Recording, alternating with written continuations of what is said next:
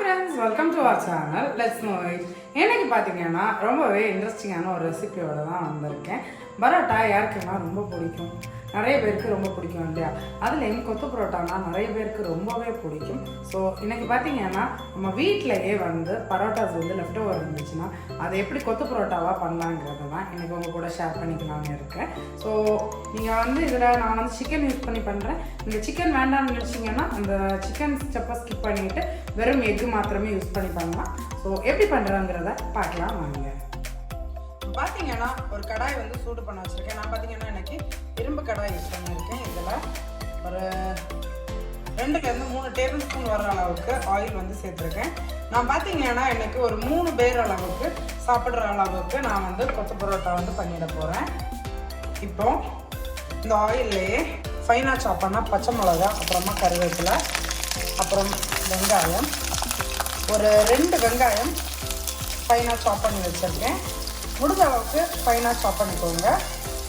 அது கூடவே ஒரு தக்காளி, அதுவும் ஃபைனாக சாப் பண்ணது, எல்லாத்தையும் ஒன்று சேர வந்து சேர்த்துக்கலாம்.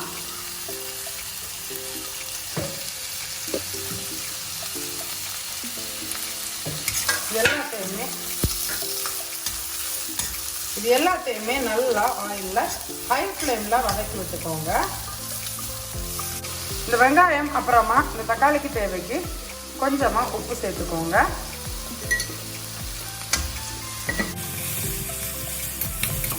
பார்த்தீங்கன்னா நம்மளோட வெங்காயம் தக்காளி வந்து ஓரளவுக்கு நல்லாவே வதங்கிடுச்சு. இப்போ இதில் ஒரு 3 முட்டை வந்து நான் உடைச்சிட்டு சேர்த்துட போகிறேன்.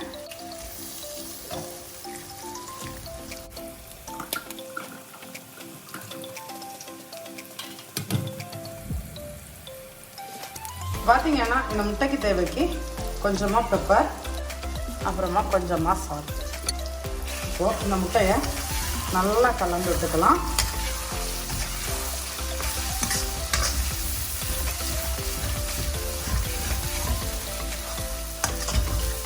ஹை ஃப்ளேமில் வச்சுட்டே பண்ணுங்கள், அப்போ தான் சூப்பராக வரும். லைட்டாக ஸ்க்ராம்பிள் ஆன உடனே இதில் நாம் நல்லா ஃபைனாக பரோட்டா வந்து சாப் பண்ணி வச்சுருக்கணும். கொத்து பரோட்டான்னு சொல்கிறப்பவே எவ்வளோ தூரம் ஃபைனாக சாப் பண்ணுறீங்களோ அவ்வளோ தூரம் தான் அதோட டேஸ்ட். ஸோ பார்த்தீங்கன்னா இதையும் இந்த மாதிரி நல்லா ஃபைனாக உடச்சி விட்டுக்கணும். அண்ட் பார்த்தீங்கன்னா நம்ம சேர்க்கக்கூடிய பரோட்டாவையும் நல்லா ஃபைனாக கட் பண்ணிட்டு தான் நம்ம சேர்க்கணும். ஸோ இதில் கொஞ்சமாக சிக்கன் மசாலா வந்து சேர்த்துக்கோங்க. நம்ம இன்றைக்கி சிக்கன் கொத்து பண்ண போகிறோம் இல்லையா? ஸோ கொஞ்சமாக சிக்கன் மசாலா ஒரு 1/4 டீஸ்பூன் அளவுக்கு, அப்புறமா ஒரு 1/4 டீஸ்பூனுக்கும் ரொம்பவே கம்மியாக மஞ்சள் தூள், அப்புறம் பார்த்தீங்கன்னா கொஞ்சமாக மிளகாத்தூள் வந்து சேர்த்துருக்கேன். 1/2 டீஸ்பூன் அளவுக்கு மிளகாத்தூள். இவ்வளோத்தையும் நல்லா வந்து கலந்துக்கலாம்.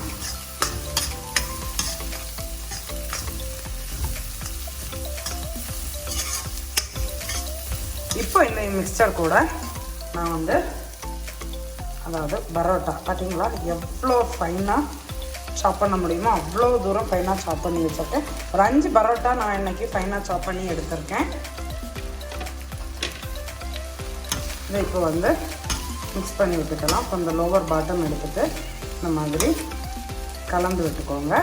இப்போது இது கூடவே நம்ம இன்றைக்கி பண்ணக்கூடியது சிக்கன் கொத்து பரோட்டா. ஸோ சிக்கன் கிரேவி வந்து சேர்த்துக்கலாம். நான் பார்த்தீங்கன்னா சிக்கன் கிரேவியிலேருந்து சிக்கன் எடுத்துகிட்டு நல்லா ஃபைனாக வந்து சாப் பண்ணியிருக்கேன். அதாவது கொத்து பரோட்டாவுக்கு நம்ம கொத்தி எடுக்கணும் இல்லையா? நம்ம வந்து இந்த மாதிரி கடாயில் பண்ணுறப்போ அந்த மாதிரி கொத்த முடியாது. ஸோ நான் வந்து ஒரு சாப்பிங் போர்டில் வச்சுட்டு நல்லாவே கட் பண்ணி எடுத்திருக்கேன். கிரேவி சேர்த்துட்டு இதையும் நல்லா வந்து மிக்ஸ் பண்ணி விட்டுக்கலாம். இந்த மாதிரி அந்த லோவர் எடுத்துட்டு மிக்ஸ் பண்ணி விட்டுக்கோங்க. பார்த்தீங்கன்னா நல்லா மிக்ஸ் பண்ணி விட்டாச்சு. பார்க்குறப்பவே தெரியுதா உதிரியாக வருது இல்லையா? இந்த மாதிரி வரணும். ஒரு 2 நிமிஷம் அளவுக்கு நீங்கள் கிரேவி எல்லாமே சேர்த்துட்டு குக் பண்ணிங்கன்னா இந்த அளவுக்கு வந்துடும். இப்போது இதில் ஃபைனாக சாப் பண்ண கொத்தமல்லி இலை சேர்த்துக்கலாம். அப்புறமா இது கூடவே கொஞ்சம் புரோக்கன் கேஷ்யூ நட்டும் சேர்த்துக்கலாம். சேர்த்துட்டு இதையும் கலந்து விட்டுக்கலாம். இது கூட ரைசன்ஸ் வந்து சூப்பரான காம்பினேஷனாக இருக்கும். க்ரீன் ரைசன்ஸ் என்கிட்ட இல்லை, ஸோ உங்ககிட்ட இருந்துச்சுன்னா அதையும் சேர்த்துக்கோங்க. ஒரு பைட்லையும் அந்த ரைசன்ஸ் கிடைக்கிறப்போ அதனோட டேஸ்ட் வந்து அல்டிமேட்டாக இருக்கும். என்கிட்ட இல்லைங்கிறதுனால நான் சேர்த்துக்கலை, பட் அதோட டேஸ்ட்டு தான் இதோட டேஸ்ட்டை வந்து என்ஹான்ஸ் பண்ணி கொடுக்கும்னே சொல்லலாம். ஸோ அவ்வளவுதான், நம்மளோட சூப்பரான கொத்து பரோட்டா வந்து ரெடி ஆகிடுச்சு. இப்போது இதை வந்து சர்வ் பண்ணிடலாம். அவ்வளவுதான், நம்மளோட சூப்பரான கொத்து பரோட்டா வந்து ரெடி ஆகிடுச்சு. இப்போது இது மேலேயே கொஞ்சமாக கொத்தமல்லி தூவிட்டு கார்னிஷ் பண்ணிக்கோங்க. பார்க்குறதுக்கும் பிளேட்டிங் வந்து நல்லா இருக்கும் இந்த மாதிரி பண்ணுறப்போ. நீங்களும் மறக்காமல் இந்த கொத்து பரோட்டாவை உங்கள் வீட்டில் ட்ரை பண்ணி பாருங்கள். ஒரு ரெஸ்டாரண்ட் ஸ்டைலில் கொத்து பரோட்டா நீங்களும் வீட்டிலே பண்ணலாம். இந்த வீடியோ பார்த்தீங்கன்னா அவ்வளவுதான். நம்மளோட சேனலுக்கு சப்ஸ்கிரைப் பண்ணாதவங்க மறக்காமல் சப்ஸ்கிரைப் பண்ணிக்கோங்க. பக்கத்தில் இருக்கக்கூடிய பெல் ஐக்கானையும் டேக் பண்ணிக்கோங்க. அப்போ தான் நான் ரெகுலராக போஸ்ட் பண்ணுற வீடியோஸோட அப்டேட் உங்களுக்கு வந்து நோட்டிஃபிகேஷன் வரும். நம்மளோட சேனலில் பார்த்தீங்கன்னா நிறையவே ரெசிபிஸ் இருக்குது. உங்களோட ரெசிபிஸ் தேவைக்கு நம்மளோட சேனலையும் ரெஃபர் பண்ணிக்கோங்க. நிறைய இன்ஃபர்மேஷன் வீடியோஸும் நம்ம சேனலில் வந்து ஷேர் பண்ணியிருக்கோம். நிறைய ஹெல்த் பெனிஃபிட்ஸ் பற்றி, ஒரு ஃப்ரூட்ஸோட ஹெல்த் பெனிஃபிட்ஸ் பற்றி இதெல்லாமே வந்து இன்ஃபர்மேஷனாக அவங்க கூட வந்து நிறைய ஷேர் பண்ணியிருக்கேன். அதையும் செக் பண்ணி பார்த்துக்கோங்க. நிறையவே பேக்கிங் ரெசிபிஸும் நம்மளோட சேனலில் இருக்குது. நம்மளை நீங்கள் இது வரைக்கும் இன்ஸ்டாகிராமில் ஃபாலோ பண்ணலைன்னா ரெகுலர் அப்டேட்ஸ்க்காக இன்ஸ்டாகிராம்லேயும் ஃபாலோ பண்ணிக்கோங்க. நம்ம இன்ஸ்டாகிராம்லேயும் ஆக்டிவாக இருக்கும். நீங்கள் ட்ரை பண்ணி பார்த்துட்டு பிக்சர்ஸ் ஏதாவது எடுத்தீங்கன்னா எனக்கு இன்ஸ்டாவில் டிஎம் பண்ணுங்கள். நான் பார்த்தீங்கன்னா உங்களோட பிக்சர்ஸ்க்கு ரியாக்ட் பண்ணுவேன். அண்ட் பார்த்தீங்கன்னா அதை என்னோட ஸ்டோரியிலையும் ஷேர் பண்ணுவேன். இந்த வீடியோ அவ்வளவுதான். சீக்கிரமாகவே இன்னொரு இன்ட்ரெஸ்டிங்கான ஒரு ரெசிபியோட உங்க எல்லாரும் மீட் பண்ணேன். அதில் வந்து ஷெரிகா. Stay tuned. Bye friends.